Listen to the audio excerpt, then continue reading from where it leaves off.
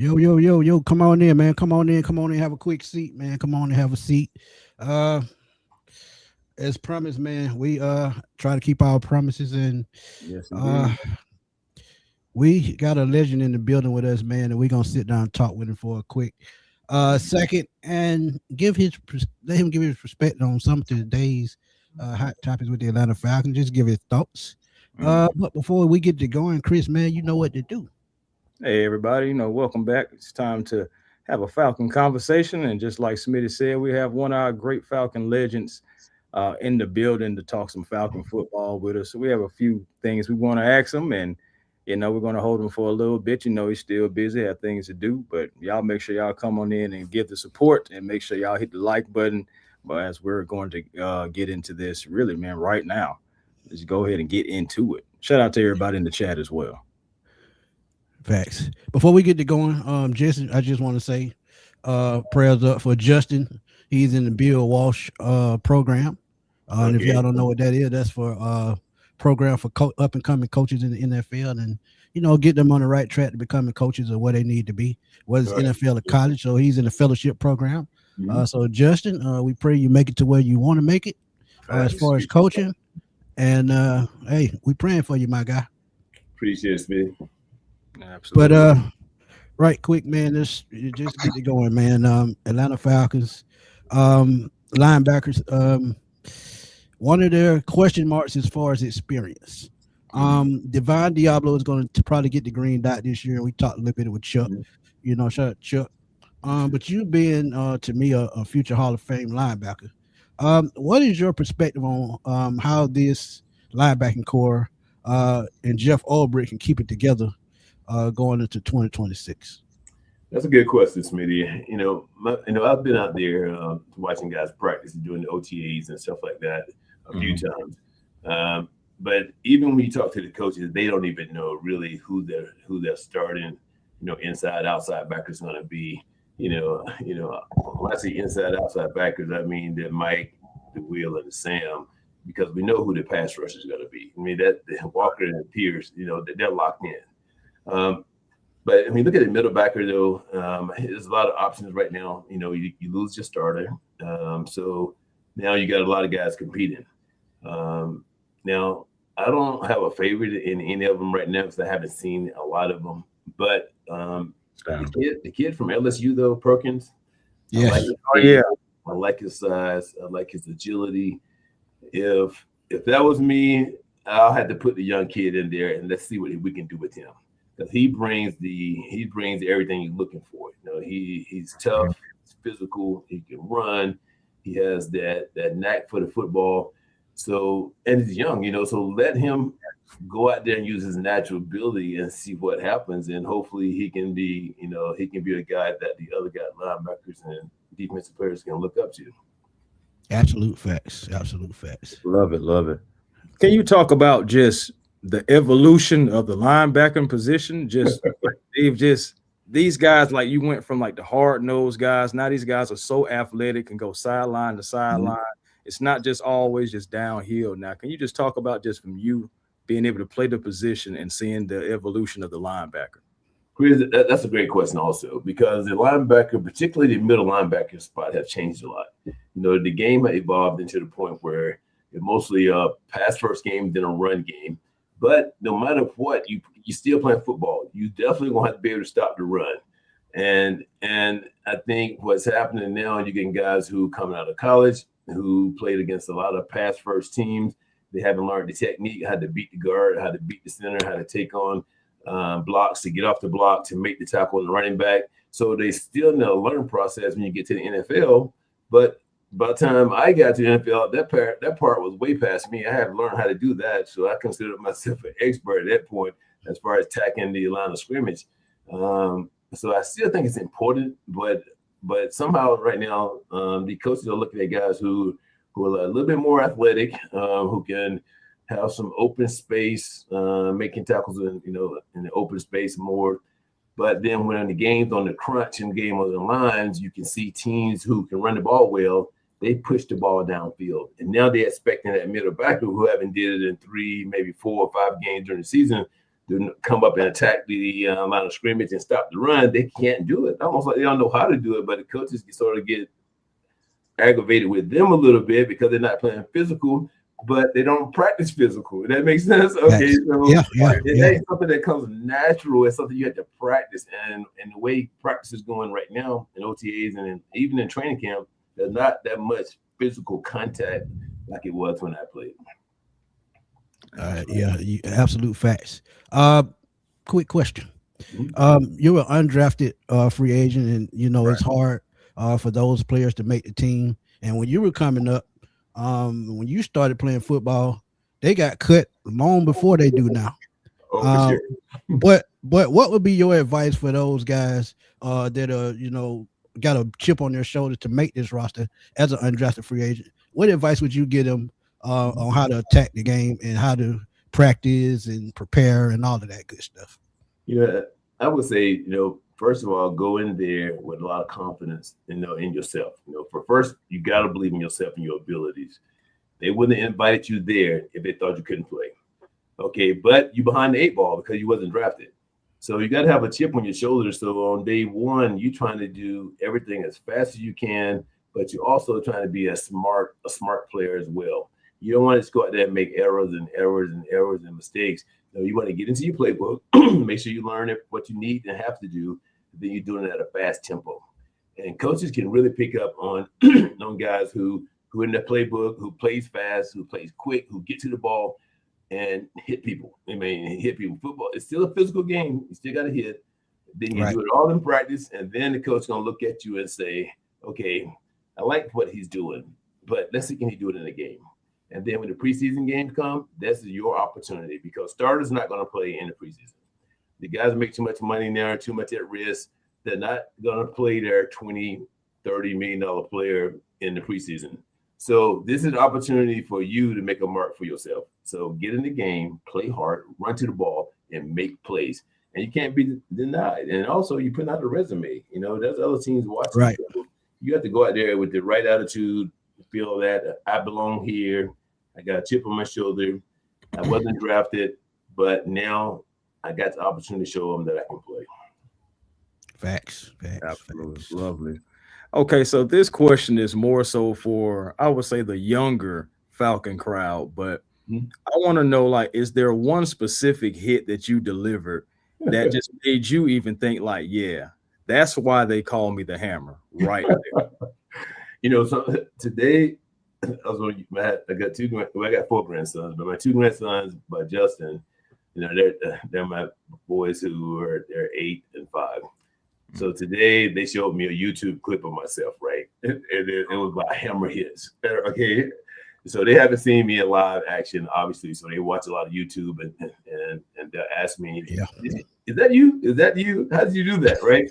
And now I'm looking back at the old tapes and I was like, wow, it's pretty cool when you look at yourself, and say, man, I can't believe I used to run and hit people like that. But I used to absolutely love it.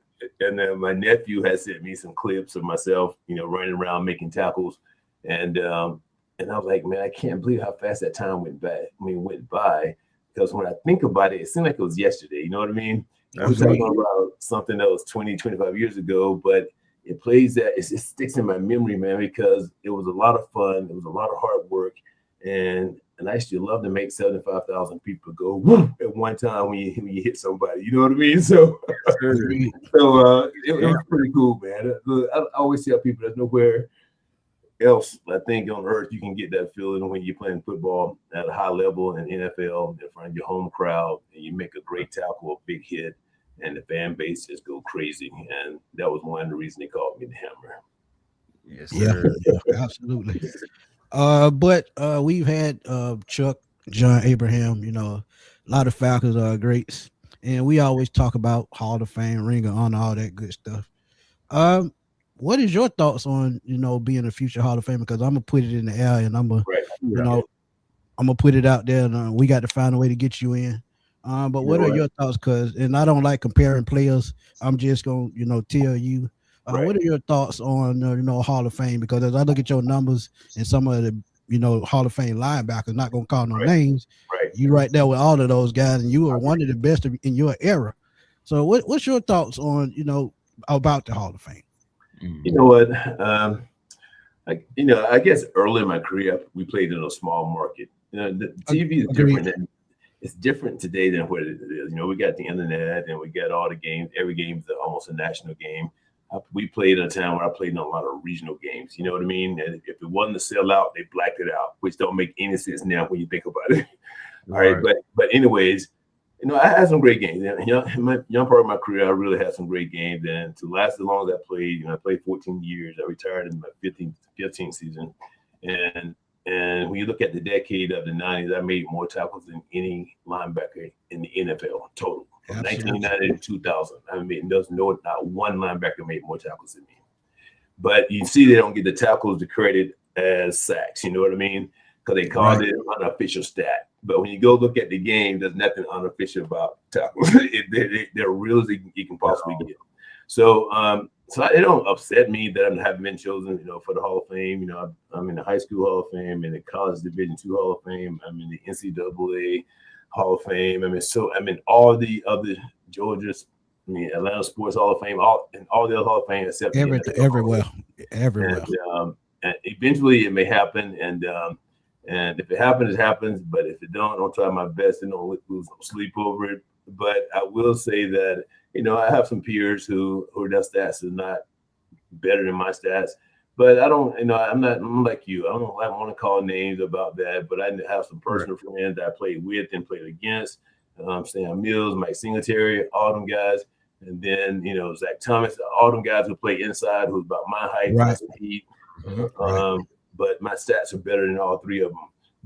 But it is what it is. Okay, the Hall of Fame is what it says. It's a Hall of Fame, not who has the better stats, right? So with that being said, I try to rest on that and say, you know what? It's not poking the finger just at me. It's happening to a lot of players, and agreed. I'm hoping that one day, if it happens, I'm still young enough and be able to go on stage and say, "Hey, about time it happens." So we'll see what happens. Yeah, and one. I'm telling you right now, I will be front row. I will find a way there. Thank you. I'll be sitting right beside him. Thank you. I appreciate that. Okay, so let's talk about some chemistry. Because back in 1998, those Dirty Birds had some unforgettable chemistry. Yeah. Can you take us back into the locker room moments before you guys, you're in there getting ready for that 1998 NFC Championship game? Massive underdogs, but I know you guys believe in each other. Can you just take us back in the locker room at that time? It was an awesome experience because we fly in from Atlanta to Minneapolis, and actually it was snowing that day. And when we first get there, they usually, so the fans base to know, and you guys know, they want everything's about media. You know what I mean? So agreed. They take a lot of our star offensive player, obviously, Jamal Anderson and Terrence Mathis and a bunch of other offensive players, and they take myself. I was the only defensive player. I had to go through this big conference thing down there in one of the large hotels in Minneapolis. And they had all the media there. You know how it is for Super Bowl or the NFC Championship game. So, and the biggest question, they just kept asking offensive questions to Dan Reeves and Chris Taylor, just questions about the quarterbacks, and it's just everything. You know what I mean? All right, so as it got to a point where at that time it was almost the last question. We do have one question for Jesse since he's here. Why are you guys here? There's no team in the NFL have ever stopped this offense. Wow. This offense have broke more records passing the football than any offense in the history of the NFL. You have a sensational rookie in Randy Moss. And you got a quarterback who throws the ball on time. Then you have a veteran wide receiver, Chris, who he can't be stopped. So we want to know, why are you here? That sort of took me by surprise, right? I was like, okay, I can answer this question. Wow. We're here because we feel that the prima donnas haven't been hit yet. So we're going to hit them in the mouth as hard as we can. And hopefully I'll be the leader, and Chuck Smith and other guys will follow me. And we're going to see what happens then. Because this game is about football. It's not about finesse. It's a physical game. So let's see what happens. Let's see who the best team on game day. So now I don't ever talk that much at that conference, but it sort of like started off on the wrong foot. You know what I mean? And so when that happened, that set the tone for the game. And we go back, and I'm telling Chuck Smith about it, and other linebackers about it, and at that point, so we just got like a little testy there and said, hey man, these guys don't respect us. They do not respect us. And okay, then game day. All right, listen to this right here. On game day, now hardly ever like in the NFL now they do the introduction how they used to do it. It used to be Right. You toss the corn and we're going to introduce the Falcons defense and the Vikings offense. And sure enough, they did the Vikings offense one by one, and they got to the Falcons defense, and they went through every name in less than like 30 seconds, and then says, and the Atlanta Falcons, let's go. And just cut everybody. So we didn't get a chance to even run the field. Like, this is so disrespectful. Wow. I said, we're going to make them pay for this. We're going to make them pay. And the game started off, man. It was I wish that was the Super Bowl because I was so proud of where our offense played. I was proud of the way our defense played. We had key guys who, Martin Anderson make the kick. Dare Anderson missed the kick. And then Chuck Smith made a play right before halftime, I think, was the biggest play that changed the game, the strip sack. And at that point, we knew they threw their best at us, but yet we're still in the game. So, and then when Anderson missed that kick field goal, he didn't miss all year long. And then it was like, hey, man, it's our day. We're going to win this game. I might have had 13 or 14 tackles that game. And 14. And I had a late hit on one charge. I had a flag on another one. I was so fired up, and it was real cool because no one thought we could win. We get there, and we probably brought 200, 300 Falcons fans that flew in, but they gave us bad seats. And even our family members had high seats. Everybody had high seats. Wow, that's crazy. But that one little crowd and that one little corner they gave us was the loudest thing in there in the last few seconds. And the only people you could hear were the Falcons fans. And it was incredible. We win the game. Chuck Smith is on top of me. Bob Whitfield walking around. It was just so much excitement there, with Terrence Mathis and Jamal Anderson. It was everybody just sitting there and looking at each other and said, hey, man, can you believe this? We're about to go to the Super Bowl.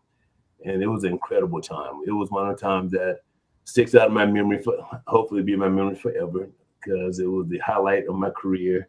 You dream as a kid to one day play in the Super Bowl, and then you beat a team no one thought you could beat.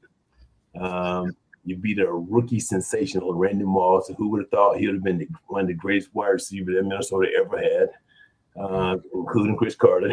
Right?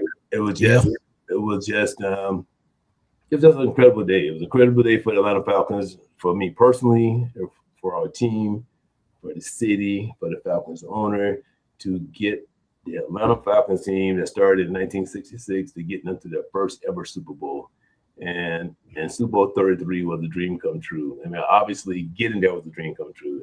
Obviously we did not win, but it was like the NFC Championship game was like the game of the year for us.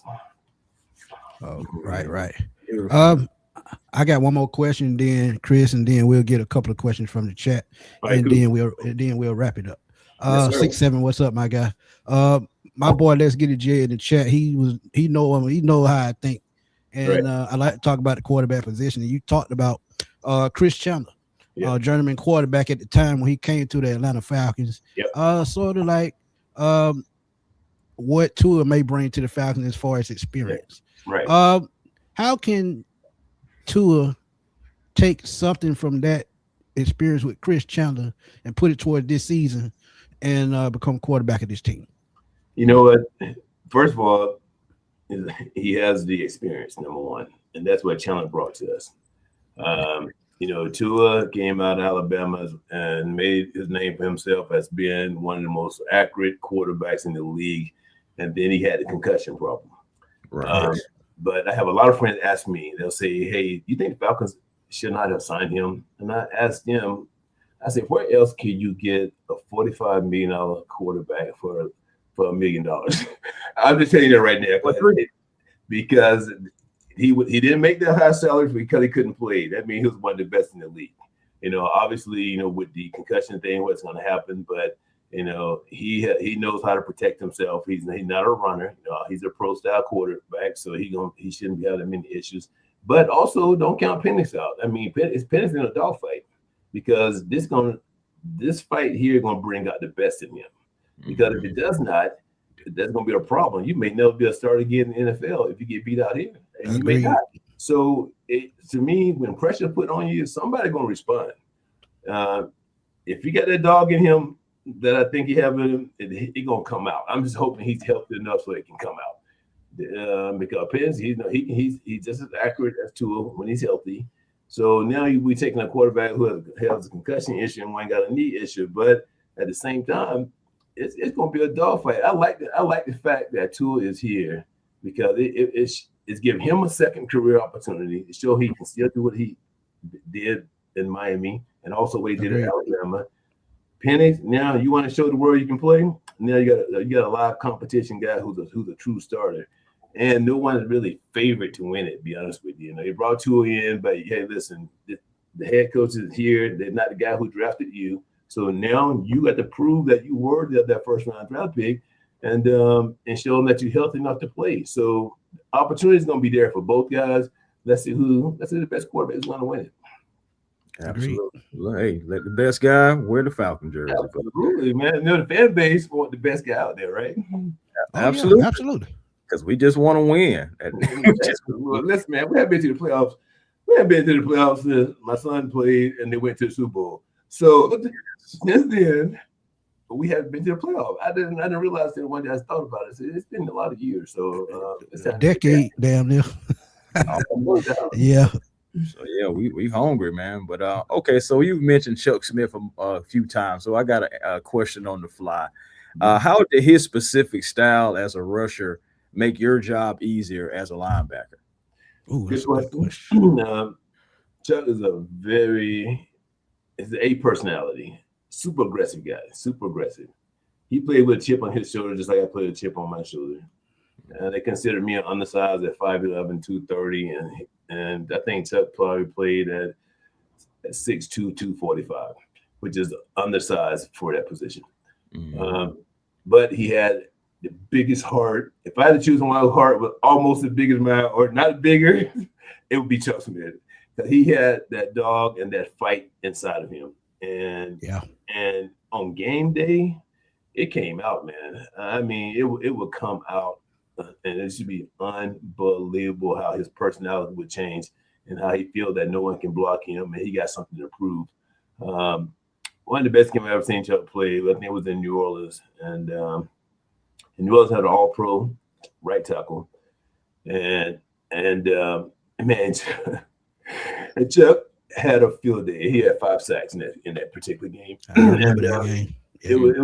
It was just one of them games where you feel like you just on fire, and that's what Chuck brought. And I like talking about him because we've been in so many dogfights together, and we'll talk about it before the game started. You know, whether you take the good cop and the bad cop personalities. I was already good cop, he was the bad cop. You know what I mean? All right, so at that point, he knew what to say to get the guys fired up.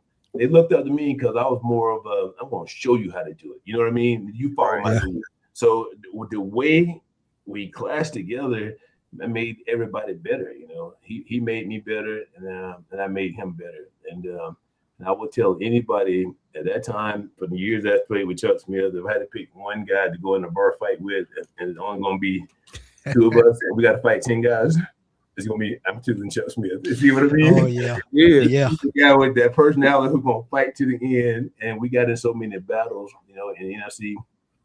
And the NFC West end, we had so many battles, you know, fighting the 49ers and the Saints and the Rams, and it was incredible how my career and his career overlapped, and we just had a ball together. Yeah, I mean that's what it's about. That's what it's about. Lifetime friendships. But question from the chat. I think I know the answer to this question, but you absolutely made a play on this guy. Right. Who was the hardest running back to tackle? You know, everybody knows that Barry Sanders there. For me, he wasn't the largest, the most powerful one, but he's the quickest, elusive, the tackle. Look at Bijan Robertson. He's not the biggest back in the league, but he is elite. He's elusive and hard to pinpoint him. He can change direction on a dime. And I haven't seen a back, before Bijan came around, I haven't seen a back like Barry Sanders. Now, the style of play is totally different. I'm talking about stopping and moving on a dime. You know what I mean? And Barry had a gift. And I think Bijan got that same gift where they're doing it differently, but it's just something about how they can feel pressure and accelerate, stop, accelerate, slow down, accelerate. And it throws the defensive player off. Like I rather face a guy who weighs 230 that runs 4.4, and every time he get the ball, he's running 4.4. I know exactly what to cut him off at. I know exactly what to hit him at. I know exactly. But when you got a guy who runs 4.3, he can change it up where he can slow it down. And he can burst at any time or slow it down enough to get you to overplay, then cut back, or he get hit, bounce off a guy, and spin back and run back. So it was like Barry was incredible, you know. And I was fortunate enough to play with against a few Hall of Famers like Emmitt Smith and Eric Dickerson and Chris Okoye, you know, just all the guys who had special kind of talents. But I think Barry brought something extra to the game because he could do it without even thinking about it. And that's crazy. I just referenced them in the same conversation with Barry Sanders as far as quick feet, cut ability, all of that stuff. So yeah. I wonder if he gonna claim an ACL like Barry did. Yeah, I know, right? Man. Just don't fall out of love with the game like Barry did and retire. To me, I hope just love the game to the end, and I'll agree with that. Everybody can leave the game the way they want to, but there's something about leaving in your prime when you're healthy and nothing wrong, because you don't get an opportunity again. It's a once in a lifetime. Football is a time period. You know, you got a certain limit of time to play as hard as you can play, make as much money as you can, do whatever you have to do. It's all squeezed. You know what I mean? Whether you play 6 years or whether you play 15 years, it's all squeezed into a nutshell. And make that dash count. Yeah. So at the end of the day, you know, when you get to be my age or a little bit younger, you think and say, you know what, I left it all out there. I didn't leave nothing else. So I'm not second guessing myself at all. And I'm not saying Barry saying that, you know what I mean? But I'm just saying as an individual, just play as hard as you can play and as long as you can play. Love the game to the end. Facts. Last question by my boy DBG11. He said, what was the hardest offense to game plan against? Great question. That's a great question. And, you know, without a doubt, back in the 80s, 90s, and early 2000s, I think that the San Francisco 49ers ran an offense that was West Coast style, and it was the hardest offense to prepare for.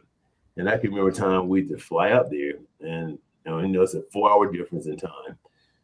And the entire time we get on the airplane flying out there, and we'll fly early Saturday morning to play a game on Sunday afternoon. And it's the only thing I think about is how I'm going to stop the offense. First of all, how I'm going to make all the defensive checks. I look at my list and my sheet is probably I got 2 sheets that got all the lists and I'm like the quarterback of the defense. So I got to make all the calls, all the checks. And they check us, you know, after the game, they'll have someone there and they'll make sure they're going down the list. You know, did I put them in the right defense? Are we in the right situation? Did I make this check? Did I make that check?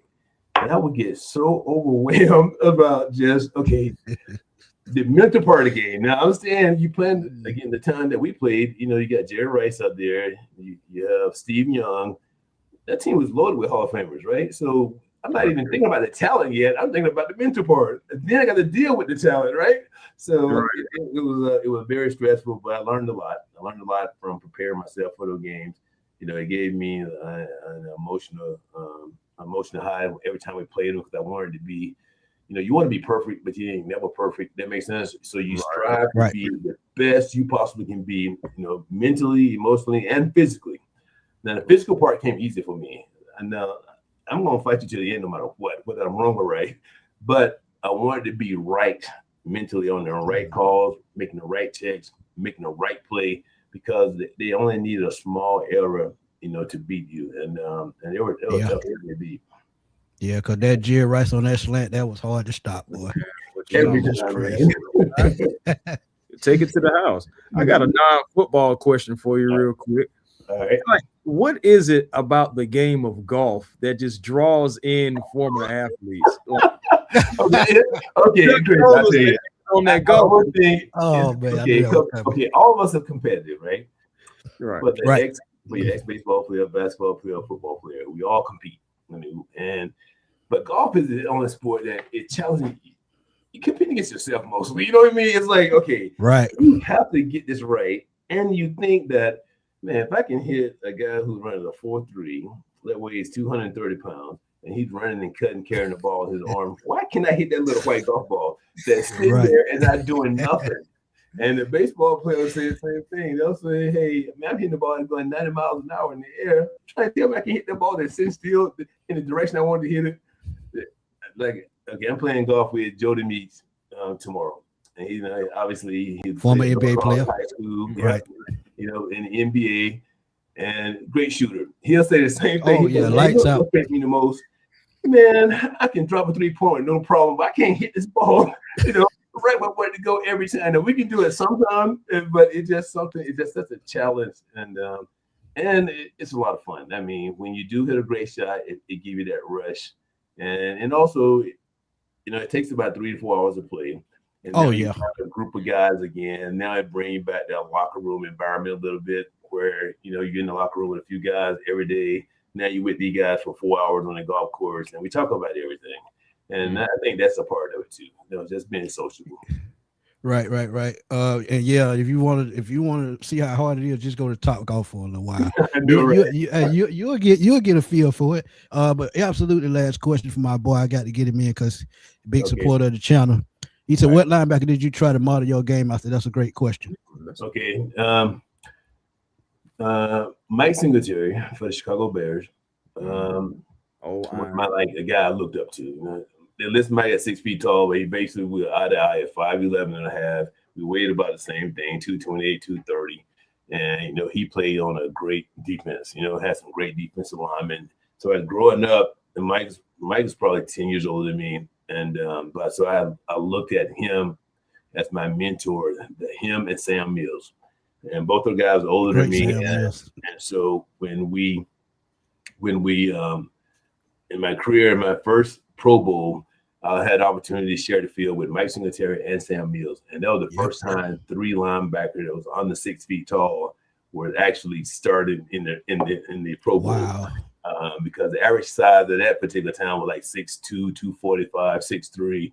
And we looked at each other and said, hey, man, the best 3 made it, man. We're all on 6 feet. So it was like an inside joke. And Sam Mills had so much knowledge and courage. And, the late Sam Mills. And so those guys, man, I looked up to because that was my idol. I knew if they could do it at a high level, I could do it at a high level. So that was pretty cool, man. And even now when I watch Chicago play, Grady Jerry, my son, he's on that team and he wear 50. And it's funny because that's the number that Mike Singletary wore. And then first of all, I couldn't understand how did he get that number, but anyways, all right. But okay, but to see Singletary in his prime, man, he was the big eyes, the focus, the agility, the power, and the acceleration to get to the ball. I wanted to do that, and I tried to mimic my game after that. And so if I had to pick one guy who I looked up to, it was definitely Mike Singletary. That's what I'm talking about. But Jesse, tell your wife thank you for letting us borrow you for 30 minutes. Sir. We appreciate it. Really appreciate that. Like I said, wives are the best. But thank you for stopping through. I appreciate it. We would love to have you on again during the season if you can get the time. I know you're a very busy guy. And go and knock them 18 holes out tomorrow. I know, right? Listen, man. Thanks, guys. I appreciate it. Appreciate both of you guys for letting me be a guest on your show, and you brought back a lot of great memories for me. And hopefully, hopefully your fan base can see the excitement on my face when I was talking about the 1998 season, because that was a big year for us and for me personally as well. So all the questions was great today, man. I enjoyed being here, and you ever want to invite me back again, please do. Hey, all right, thank you, Jesse. We appreciate you, my guy. Hey, thank you, guys. Y'all take care, man. No doubt. All right, peace. the great Jessie Tuggle stopping in and talk to us right quick, man. So I'm telling y'all, man. Chris, you all right over there? I got the same thing that I did after talking to everybody else. But that was Jessie Tuggle. Hey, You all right over there, Chris? hey, all my neighbors. That was Jessie Tuggle. Jessie Tuggle, right? Mm-hmm. You all right? Oh yeah, man, I'm good to go, man. DBG, what's up, my guy? Tell everybody that was Jessie Tuggle. It's all right to feel that way, man. Look, I'm telling you, Chris, I'm gonna just be honest with you, and I tell this story all the time. Guys that I grew up watching playing football as a kid, I get to interview them now. You know how awesome that is, and how many people don't even get to do that. That is a blessing, man. It's a blessing. Bro, somebody would have told me this, and that's what I'm saying. You just got to count them. I know we got bills and stuff, but man, at the end of the day, I just did Blessings. I never thought I'd do, you know. And every time, Look, Terrence Mathis, I felt the same way. Chuck Smith. what do I tell you all the time? Blessings come in small increments. Oh yeah. This is just breaking the ice, and we got a long way to go, man. We got a long way to go. Yeah, man. But DBG, man, we appreciate you, my guy. Thank you for the donation. He said, if you get the time, can you do a short video comparison on who is the better running back, Bijan or Gibbs? That's the trend right now. Breacher report clears for me. Oh yeah, BR Cleves. Man, that's gonna be tough, man. But I can do it. I can do it. I can do it. I can do it for you. I can do it for you. Oh yeah, no doubt. It's there. But yeah, man, another great show, man. If y'all want to drop some question right quick, we'll take a couple more questions if y'all want some questions. Well, actually, you know what? We can talk about this. I'm gonna do it right now. Mm-hmm. When you talk about Bijan Robinson, and I kind of talked about it a little bit on the video I did about him being the best running back in the NFL, with Bleacher Report ranked him as that, or was that ESPN? It was one of the other. Don't quote me on that. When you talk about size, speed, and I just talked about it a little bit in the interview about Barry Sanders. You have a guy with agile, quick feet like Barry Sanders and Bijan Robinson, but Bijan Robinson, he has the power of a LaDainian Tomlinson, and yeah, y'all might not think him as a power runner, but LaDainian had a lot of power for his size. You look at Edgerrin James. Bijan can remind you of Edgerrin James when it comes to power. When you have an elite running back that has size, speed, agility, power, all that good stuff wrapped into one, how can you stop it? For instance, today, well, let's just say, he's still a top 5 running back. Derrick Henry. He, to me, is just power and speed. Yeah, he can be agility, but he's not going to try to fake you out. Or when he runs at you with power and speed, and he's going to try to run you over. Bijan can run through you. He can run around you. He just does it all. But where they comparing where they're similar at, it's probably receiving. Yeah, Bijan has more receptions, more yards, but Jahmyr Gibbs, for a couple of seasons, he had to share the ball as well. Devin Montgomery, I think he's in Houston right now, but and he had to share the ball with Tyler, true enough. But I think the Falcons built their offense more around one guy, while the Lions put their dual threat in more of a spotlight because both of them scored a lot of touchdowns. But to make a long story short altogether, and then I'll let you go and get your thoughts on it. I think what Bijan separates himself is vision. The kind of vision that he has and be able to stop it at the drop of a dime. I think that's what separates him. That agility. And Jahmyr Gibbs has track speed, true enough. Long speed, he has that. But he's going to have to run past you, like I said with Derrick Henry. No, he doesn't have the power of Derrick Henry, but he's going to have to run past you with that speed in order to make big plays. Bijan can run around you. He can run through you. He can just do more. So this is why Bijan, to me, is the better run. I wouldn't say too much of a better running back, but I would say that's why I'll pick him over Jahmyr Gibbs, because both of them are damn good running backs, and you really can't put one over the other because each one of them do something different that the other one doesn't. That's any running back in the NFL. But if I had to choose a guy to start first, I would probably go Bijan over Jameer Gibbs because of his agility and his vision on the football field. What's your thoughts on it, right quick? For me, I mean, both guys are elite. Let's go ahead and talk about that. Both good pass catchers. But they run different styles. They're similar, but they run different styles. I feel like Bijan Robinson is the more smooth runner, to where I feel like you talked about how Jameer has that track speed. Yes, he does. But I feel like he's more of all full speed ahead. You know what I'm saying? He'll hit the hole at full speed. He does everything violent, more so, twitchy.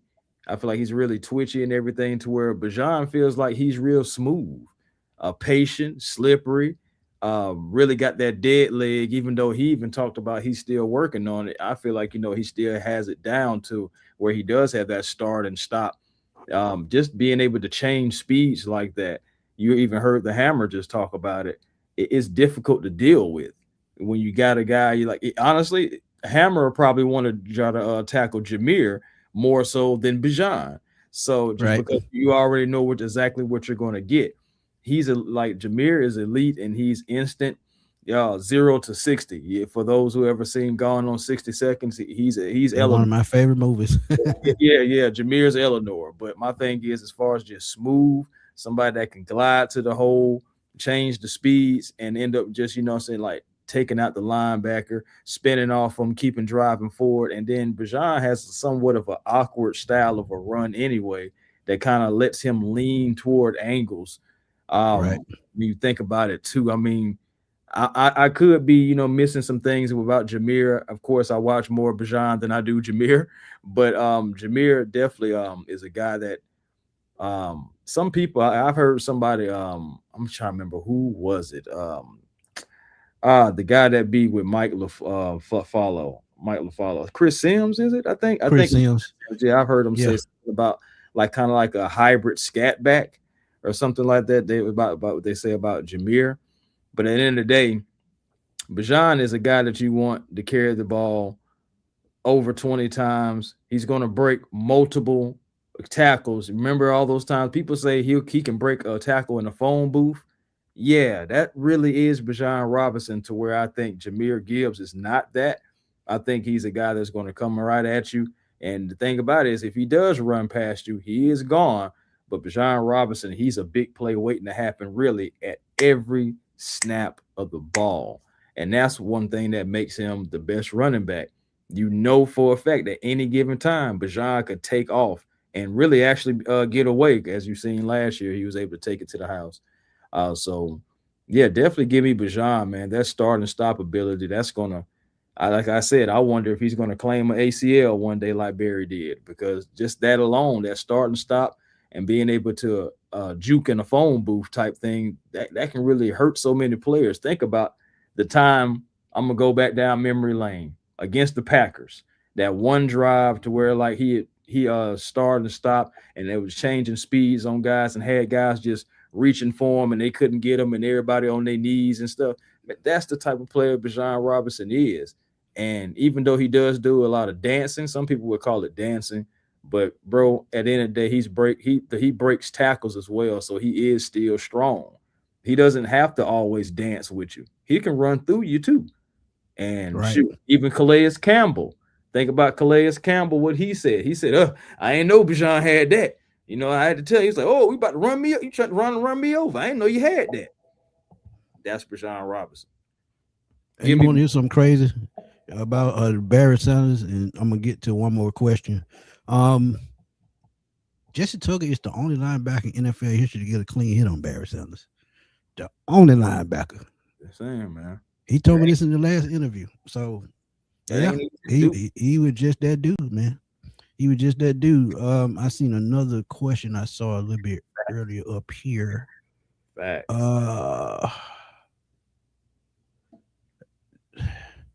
Let's get it. Appreciate you, my guy. He said, God blessing y'all both for the work and positivity y'all spread throughout the YouTube universe. Hey, man, we try. It's hard, man, but we try. We try, man. Solomon, we appreciate you, my guy. He said, yeah, it's a blessing, man. That's my second time interviewing him. I had to delete it the first time Yeah. because I had to start over my videos, but this time I would never do it again. I would just archive it to make sure I have it. And Heck yeah, man. I was kicking. I was like, Smitty. I said, why did you delete all those? And he was like, man, I just deleted everything. I was just so stupid. yeah, I was like, Smitty. yeah. I mean, the William Andrews interview I had to delete. I was hurt, man. And the crazy thing about it, man, what I will do now, I will probably find a flash drive and put it on there, because these are things that you cannot, once they're gone, they're gone. But they live up here and in here, but physical wise, they gone. And I had people tell me, you ain't interview this guy, you ain't interview that guy. I had the evidence. But Joel, he said, do you think Tyler regret leaving the Falcons to go? I'll let you go, man. Go ahead. That's my answer. Yes, sir. Oh man. Yeah. But But I'm gonna be honest. And I want to be fair. But go ahead. Disclaimer: no one in the Algier family told me none of that. That's just what I feel. So don't nobody be like Tyler. Chris Tip Moore said, and no. Uncle Lou ain't tell us nothing. Yeah, none. Shout out to the family, by the way. Shout out to Uncle Lou.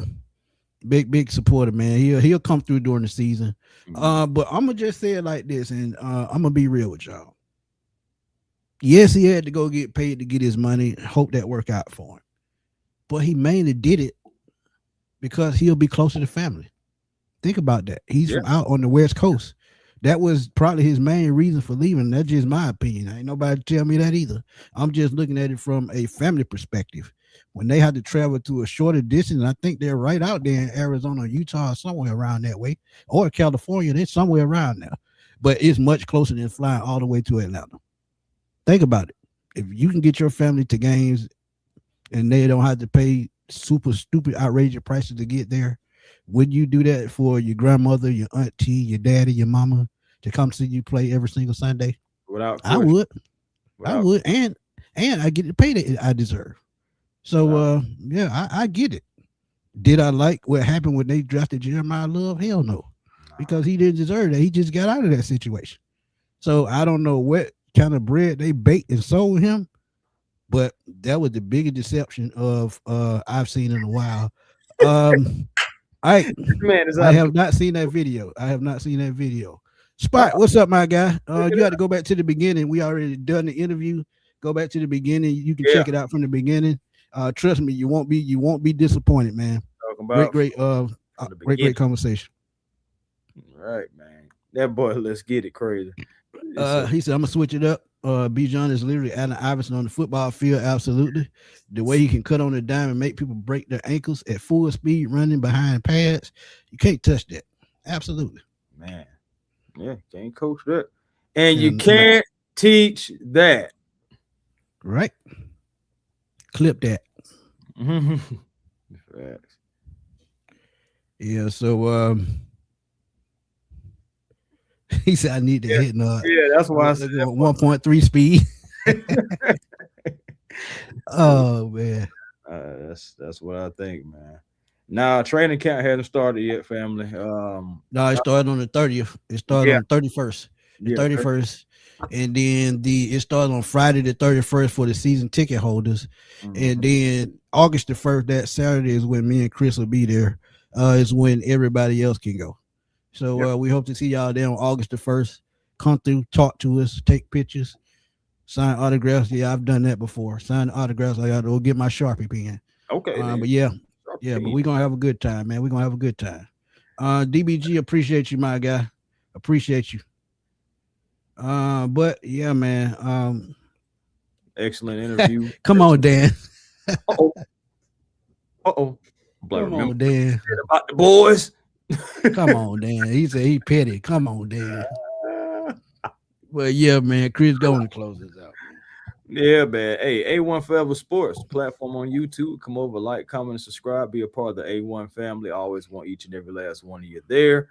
Also, the Hawks Digest Summer League still going on. I believe they're about to head to Vegas now. So more Hawks games in the Summer League going by. Also, Falcons Digest as well, ramping up the people in the news over there. So you can always catch me on all three channels. But also Twitter, A1 Forever, Instagram, A1 Forever, The Real A1 Forever on TikTok. And always, we appreciate you guys for coming through, being a part of the show. No matter if it's 2 people, 200, 2,000, we appreciate every last one of y'all that does come through to give us, lend us your ear and, give us a listen. So appreciate that. And always find your peace. It is 8:22. Make sure you guys find your peace today, because positive energy always creates elevation. And that's how, and right now you see us elevating. And so, God is great. God is awesome. Before I end it, my boy, let's get it one more thing. Starting quarterback, who will be who? I'm still going to, not going to change. Hate to see it. And there's nothing against Penix. Still Tua for me. Yeah, man. I mean, I want it to be Penix, but at the end of the day, health is wealth. Whoever it is, man, I'm going to support him. Whoever is out there, I don't care if it's Tua, Penix, Jack Strand, Trevor Siemian, whoever is out there, they're rocking. Don't say Trevor Siemian. Don't curse us. I know. But I'm just saying, my point is, whoever's rocking the logo, go. Rise up. Whoever raised that goddamn leg, that's who's gonna be the quarterback. Just that simple. Shout out to Tay. But yeah, man, y'all know where to find me right here on Smitty Sports Machine. Another great interview. Please go check out my previous videos and don't forget to hype them up, man. Subscribe, like these videos, and I said hype it up. Like Chris said, man, y'all find y'all peace today, and as I always tell y'all, man, keep God first, because God is always in control. Another great show for me and Chris, man. We're gonna sign on off, and we're gonna be working on something else for the next time. But we're gonna be still doing position battles, training camp battles. Don't know where we're gonna go next, but trust me, it'll be very soon. Y'all enjoy the rest of y'all week, man, and y'all have fun this weekend. And I may jump on Sunday for my birthday, don't know yet. But y'all bring them super chats when I jump on for my birthday on Saturday. But for my boy Chris, it's your boy Antoine Smith signing off. We're gonna holler at y'all later, man.